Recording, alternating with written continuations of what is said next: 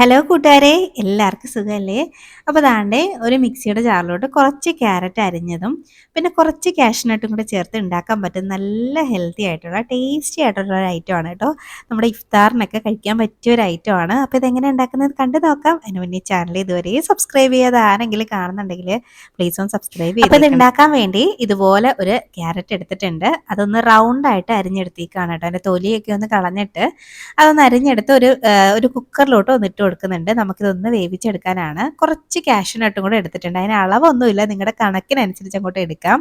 ഇനി അത് വേവാനും പാകത്തിന് കുറച്ച് വെള്ളവും കൂടെ നമുക്കിതിലേക്കൊന്ന് ചേർത്ത് കൊടുക്കാം. അപ്പോൾ ഇതിൻ്റെ കൂടെ ബദാം വേണമെങ്കിലും ചേർത്ത് കൊടുക്കാം കേട്ടോ. അപ്പോൾ ഞാൻ ഇനി ഈ കുക്കർ ഒന്ന് അടച്ചു വെച്ചിട്ട് ഇനി ഒരു 2-3 വിസിൽ കേൾക്കുന്നവരെയും ഒന്നങ്ങ് വേവിച്ചെടുക്കാം. ഇത് രണ്ടും നന്നായിട്ടൊന്ന് വെന്ത് കിട്ടണം. അപ്പോൾ ഞാനിതൊന്ന് അടച്ച് വെക്കുന്നുണ്ടേ. ഇനി ഇത് അടുപ്പത്തേക്കൊന്ന് മാറ്റാം. ആ ഒരു സമയം നമുക്ക് കുറച്ച് കസ്റ്റാർഡിൻ്റെ മിക്സ് ഉണ്ടാക്കണം. അതിനൊരു ബൗളൊന്ന് എടുത്ത് വെച്ചിട്ട് അതിലേക്ക് ഞാൻ 1 ടേബിൾ സ്പൂണോളം കസ്റ്റാർഡ് പൗഡർ ചേർത്ത് കൊടുക്കുന്നുണ്ട്. അപ്പോൾ ഈ കസ്റ്റാർഡ് പൗഡർ ഇല്ലാതെയും ഇത് ഉണ്ടാക്കിയെടുക്കാം കേട്ടോ. പക്ഷേ ഇത് ചേർക്കുമ്പോൾ കുറച്ചും കൂടെ ടേസ്റ്റും നല്ലൊരു ഫ്ലേവറും ഒക്കെയാണ്. അപ്പോൾ ഇതിലേക്ക് ഒരു 1/4 കപ്പോളം പാലും കൂടെ ചേർത്തിട്ട് നന്നായിട്ട് ഇതൊന്ന് മിക്സാക്കി വെക്കാം. കട്ടകളൊന്നും ഇല്ലാത്ത രീതിയിൽ ഒരു സ്പൂൺ വെച്ചിട്ട് നന്നായിട്ട് ഒന്നങ്ങ് മിക്സാക്കി കൊടുക്കുന്നുണ്ട്.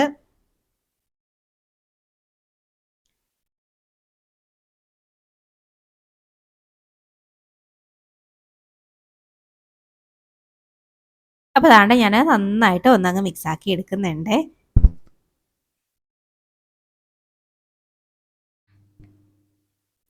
അപ്പോൾ ദാണ്ടെ ഇതൊന്ന് മിക്സാക്കി എടുത്തിട്ടുണ്ട്. അപ്പോൾ നമുക്കിത് അങ്ങോട്ട് മാറ്റി വെക്കാം. ഇനി ഒരു പാൻ ഒന്ന് അടുപ്പത്തേക്ക് വെച്ചിട്ടുണ്ട് ഞാൻ. അതിലേക്ക് പാല് ചേർത്ത് കൊടുക്കാം. ഞാനിവിടെ ഒരു 2.5 കപ്പോളം പാല് ചേർത്ത് കൊടുക്കുന്നുണ്ട്. ഫുൾ ഫാറ്റാണ് എടുത്തേക്കുന്നത്, വെള്ളമൊന്നും ചേർത്തിട്ടില്ല കേട്ടോ. അപ്പം പാല് എടുക്കുന്നുണ്ട്. അപ്പം നിങ്ങളുടെ കണക്കിനനുസരിച്ചൊക്കെ പാൽ എടുക്കാം കേട്ടോ. അപ്പം ഇനി ഈ പാല് നന്നായിട്ടൊന്ന് തിളച്ച് കിട്ടണം. അപ്പോൾ അതുവരെ നമുക്കൊന്ന് വെയിറ്റ് ചെയ്യാം. തിളച്ച് ഒന്ന് പൊന്തി വരണം കേട്ടോ.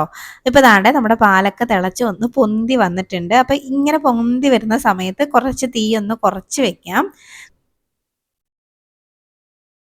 ഇപ്പോൾ ദാണ്ടെ ഇതിങ്ങനെ പൊന്തി അങ്ങ് മേളിലോട്ട് വന്നിട്ടുണ്ട്. അപ്പോൾ ഞാൻ തീ കുറച്ചിട്ടുണ്ടേ. തീ കുറച്ചതിന് ശേഷം നമ്മൾ നേരത്തെ റെഡിയാക്കി വെച്ചേക്കുന്നത് നമ്മുടെ കസ്റ്റാർഡിൻ്റെ മിക്സ് ഉണ്ടല്ലോ, അത് ഇതിലേക്ക് അങ്ങോട്ട് ചേർത്ത് കൊടുക്കാം. ഇത് ചേർത്ത ഉടനെ തന്നെ എന്തെങ്കിലും ഒരു സ്പൂണോ എന്തെങ്കിലും വെച്ചിട്ട് നന്നായിട്ടൊന്നങ്ങ് മിക്സാക്കി കൊടുക്കണേ. അല്ലെങ്കിൽ അടിക്കൊക്കെ ഇതൊന്ന് കട്ട പിടിക്കാനുള്ള സാധ്യതയുണ്ട് കേട്ടോ. അപ്പോൾ ഇത് ഒരുപാട് നേരമായിട്ട് കുറുക്കിയൊന്നും എടുക്കണ്ട. കുറച്ച് സമയം ഇങ്ങനെ ഇളക്കുമ്പോഴേക്കും ഇത് കുറുകി വരാൻ തുടങ്ങും. നമുക്കിത് കുറുകിയ പാകത്തിനല്ല കേട്ടോ കിട്ടേണ്ടത്.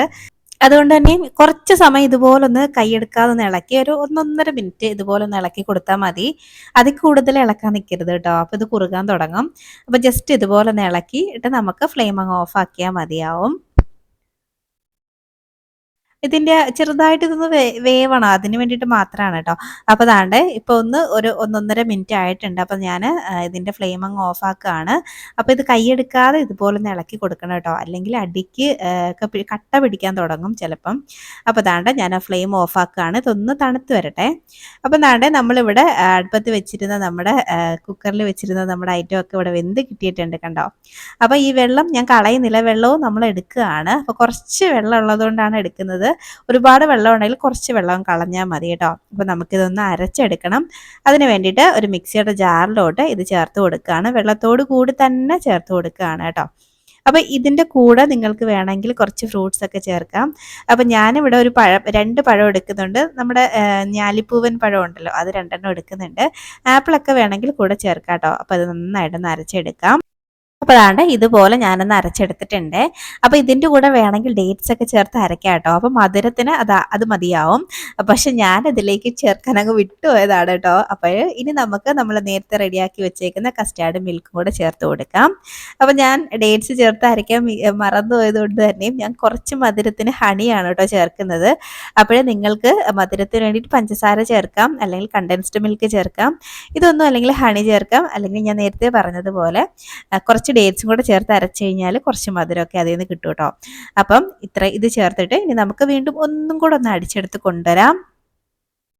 അപ്പോൾ കുറച്ചും കൂടെ ഹെൽത്തി ആയിട്ട് കഴിക്കണം എന്നുള്ളവർ പഞ്ചസാരയൊക്കെ ഒഴിവാക്കുന്നതാണ് കേട്ടോ നല്ലത്. അപ്പോൾ അതാണ്ട് ഞാൻ ഒന്ന് റെഡിയാക്കി എടുത്ത് കൊണ്ടുവന്നിട്ടുണ്ട്. അപ്പോൾ ഇനി ഇതിലേക്ക് ഞാൻ കുറച്ച് നമ്മുടെ കസ്കസ് വെള്ളത്തിലിട്ട് വെച്ചിട്ടുണ്ടായിരുന്നു, അതും കൂടെ അങ്ങോട്ട് ഒഴിച്ചു കൊടുക്കുകയാണ്.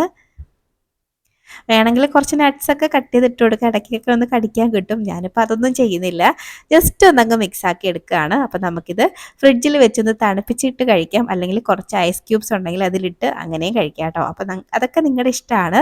ഇനി നമുക്കിതിങ്ങനെ ഒരു ഗ്ലാസ്സിൽ ഒഴിച്ചങ്ങോട്ട് കുടിച്ചാൽ മതി. നല്ല ഹെൽത്തി ആയിട്ടുള്ള നല്ല അടിപൊളി ഒരു ഷേക്കാണ്. അപ്പോൾ ഇത് നോമ്പ് തുറക്കൊക്കെ അങ്ങോട്ട് കഴിക്കുമ്പോഴേക്കും നമുക്ക് വയറും നിറയും, നമ്മുടെ ദാഹവും മാറും. നല്ല ടേസ്റ്റാണ് കേട്ടോ. അപ്പോൾ എന്തായാലും ഒന്ന് ഉണ്ടാക്കി നോക്കിയിട്ട് അഭിപ്രായം പറയാൻ മറക്കരുത്. വീഡിയോ ഇഷ്ടമായി ലൈക്ക് ചെയ്യാനും മറക്കരുത്. അപ്പോൾ ഇനി റെസിപ്പിയുമായിട്ട് വീണ്ടും